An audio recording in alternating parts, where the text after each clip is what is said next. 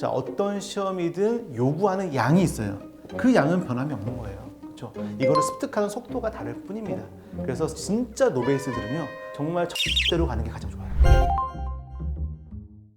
3일 A4 공부법을 알려주셨는데 구독자들이 궁금해하는 내용을 하기 앞서서 네. 먼저 한 번 더 요약을 한번 해주신다면. 네, 알겠습니다. 공부법 빠르게 한번 제가 요약해 드릴게요.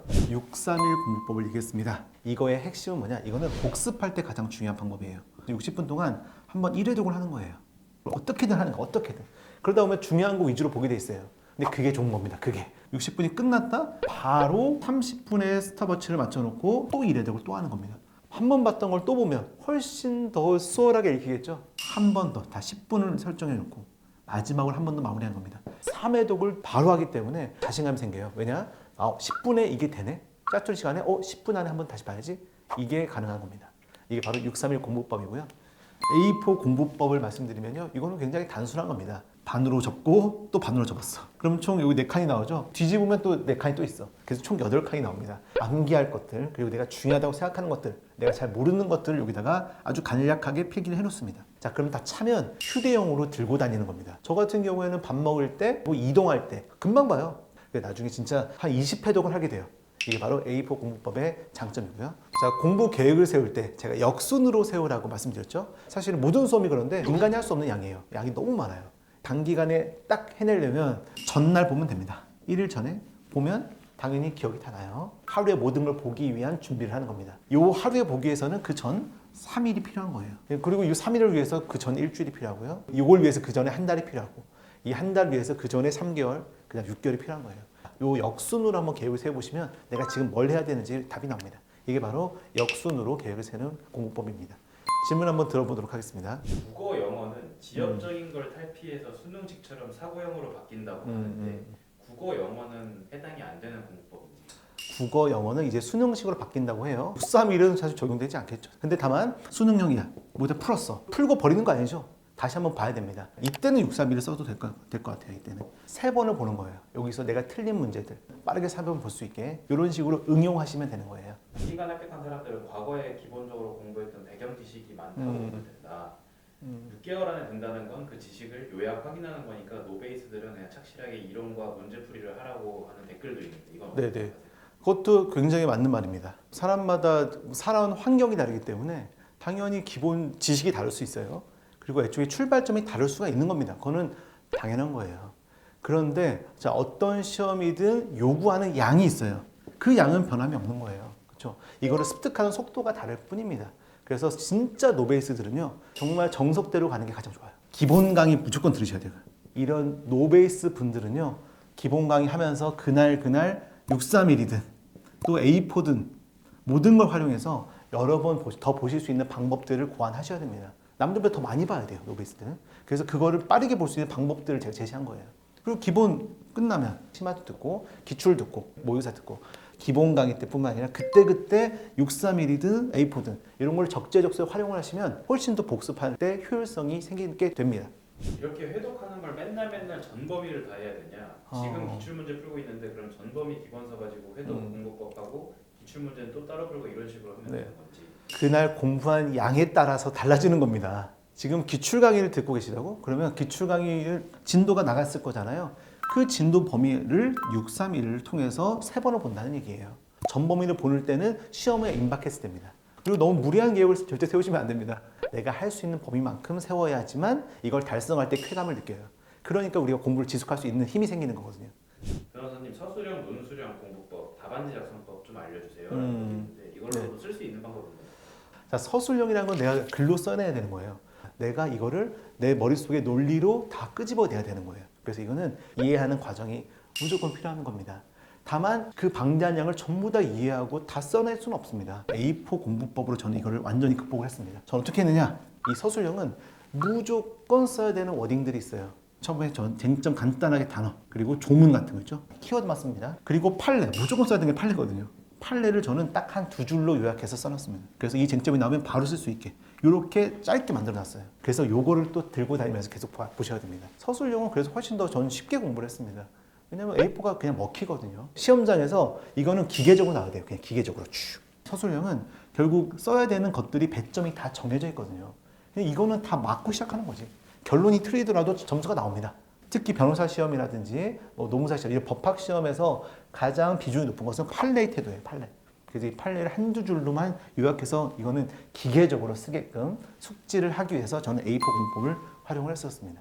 제가 5월부터 공무원 준비 중인데 노베이스라서 영어 점수가 특히나 너무 안 나오더라. 독해가 시간 배분이 안 돼서 항상 부족해가지고 3주 전부터 주 5일 독해 지문 5개씩 풀고 있는데 공부 방법을 어떻게 해야 될지 모르겠다. 지금 영어가 지금 약점이네요. 본인의 딱 약점 과목이 있는 경우, 저도 변호사 시험하면서 제가 제일 싫었던 과목이 하나 있는데요. 상법이야, 상법. 빡! 지금 생각만 해도 상법을 너무 싫어했어요. 저는 그 싫은 과목을 어떻게 극복했는지 말씀드릴게요. 상법을 그냥 한 며칠 날 잡아서 이것만 보고 다시 보지 말아야지 하면서 A4만 썼습니다. 그래도 제가 최대한 이해하려고 노력하면서 제 워딩으로 정리를 해봤어요. 이것만 한 10번 보니까 어느 순간 뭐야, 알 것 같은데? 생각이 든 거예요. 그 다음에 다시 기본서를 꺼내서 봤습니다. 그랬더니 다 보이는 거예요. 아, 이게 이거야? 그러니까 이제 조금 자신감이 생기는 거예요. 그래서 실제로 변호사 시험에서도 상법 점수가 아주 높았거든요. 싫은 과목을 이렇게 자주 볼 수 있게 만들어야 합니다. 그래서 지금 영어를 굉장히 힘들어 하시죠. 이분은 지금 잘하고 계신데요.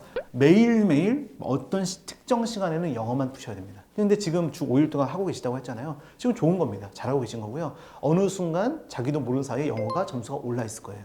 계속 이것만 유지하시면 될 것 같아요. 시험 전날 1회독을 할 수 있는 방법을 구체적으로 알고 싶다. 시험 전날이면 이미 어느 정도 공부가 완성이 됐을 때라고 보여요. 마지막 하루에 세 과목을 공부한다면 시간 나눠서 뭐 3시간씩 배분할 것 같습니다. 한 과목을 3시간을 보는 건 처음엔 불가능해요. 근데 이 시점까지는 그게 가능해야만 하는 거예요. 이 하루를 위해서 그 전에 며칠이 필요한 거라고 했잖아요.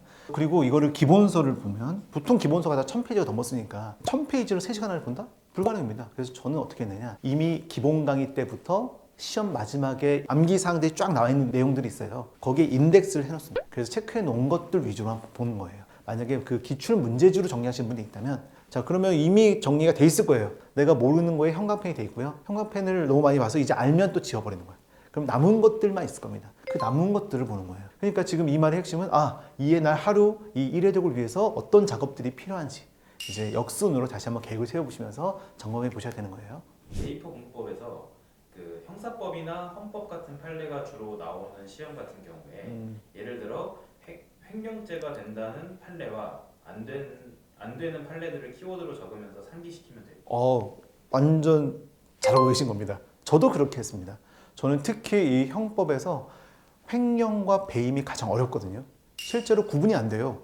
그래서 이거는 어쩔 수 없이 어느 정도 암기가 필요한 부분이에요. 키워드 몇 개랑 횡령, 키워드 몇 개랑 배임, 이런 식으로 구분해서 A4에다 적고요. 많이 봤습니다. 지금 잘하고 계신 거예요, 아주.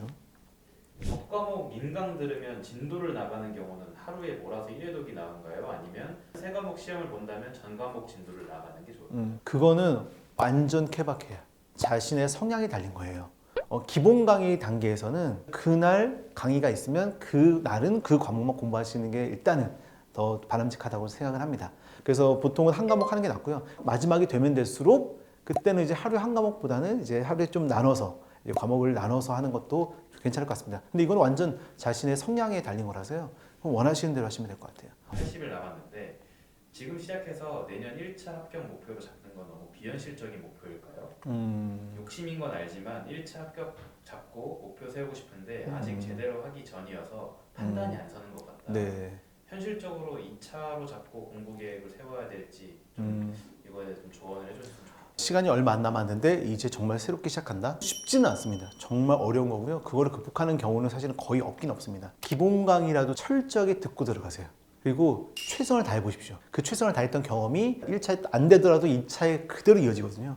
최선을 다했던 경험이 중요한 거예요. 그래서 한번 완전 올인해 보시기 바랍니다. 그렇다고 막 기출 강의 막 이런 거 문제풀이부터 들으면 절대 안 되고 기본 강의를 완전 제대로 듣는 거예요. 아까 말했던 제가 A4라든지 631 통해서요. 진짜 많이 보시면 실제로 시험장 가서 꽤 보입니다. 그래서 정말 한번 최선을 다해보세요. 어떤 수험이든 지금 수험을 하시는 분들은 되게 힘든 과정을 겪고 있는 거 너무나 잘 알고 있습니다. 자, 그래서 여러분들께 좀 도움이 되고자 이런 방법들을 말씀드리는데요. 정답은 없는 거예요. 정답은 없고 그냥 여러 가지가 있는데 그 중에서 내가 하나를 선택해서 믿고 쭉 가시는 게 더 중요한 겁니다. 모든 건 다 마음먹기 달린 겁니다. 단기간이든 얼마든 간에 내 이 수험을 해낼 수 있을까 없을까에 대한 의구심은 누구나 있어요. 그 마음은 선택하기 나름이거든요. 내가 잘할 수 있을 거라는 생각, 그리고 나는 안 될 것 같다는 생각, 두 개밖에 없는 거예요. 어떤 걸 선택하실 건가요, 여러분? 할 수 있다는 마음, 된다는 마음가짐 가지고요. 용기를 잃지 마시고 수험을 해내시기 바랍니다. 또 궁금한 거 있으면 얼마든지 댓글 남겨주시기 바랍니다.